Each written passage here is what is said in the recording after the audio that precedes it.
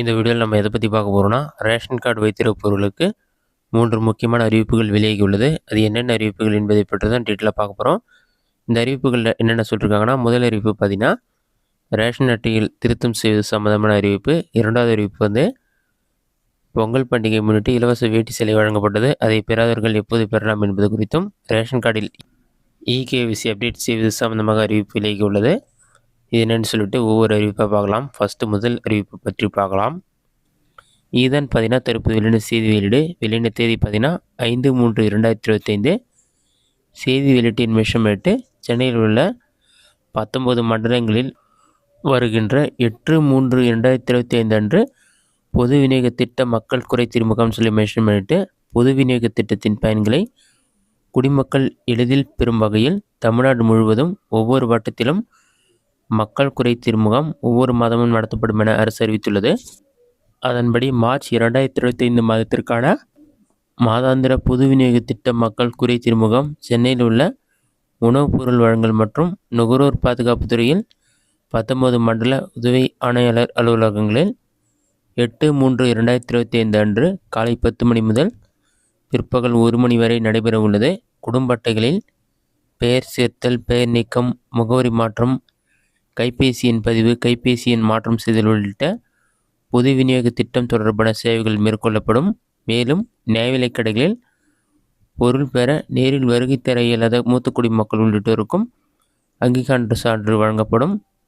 மேலும் பொது விநியோக கடைகளில் செயல்பாடுகள், தனியார் சந்தையில் விற்கப்படும் பொருட்கள் அல்லது சேவைகளில் குறைபாடுகள் குறித்த புகார்கள் ஏதேனும் இருப்பின் அவற்றை பொதுமக்கள் இம்முகாமில் தெரிவித்தால் குறைகள் விரைந்து தீர்வு செய்ய உரிய நடவடிக்கை மேற்கொள்ளப்படும் சொல்லியிருக்காங்க.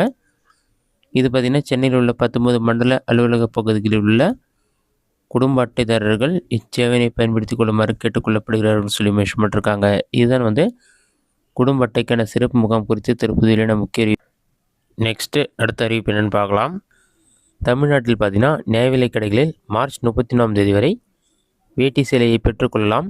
பொங்கல் வேட்டி சேலைகளை இதுவரை வாங்காதவர்கள் மார்ச் 31ஆம் தேதிக்குள் வந்து ரேஷன் கடைக்கு சென்று இலவச வேட்டி மற்றும் சேலைகளை பெற்றுக்கொள்ளலாம் என்று தெரிவிக்கப்பட்டுள்ளது. அதன் பிறகு உங்களுக்கு வந்து நீங்கள் ரேஷன் கடையில் போய் கேட்டாலும் கிடைக்காது. மார்ச் 31 தான் கடைசி தேதின்னு சொல்லியிருக்காங்க.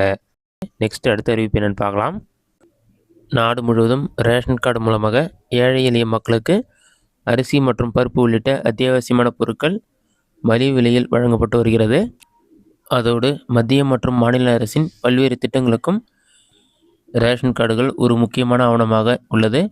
இந்நிலையில் ரேஷன் கார்டுகளில் இகேவிசி சரிபார்ப்பை முடிக்க வேண்டும் என்று மத்திய அரசு அறிவித்துள்ளது.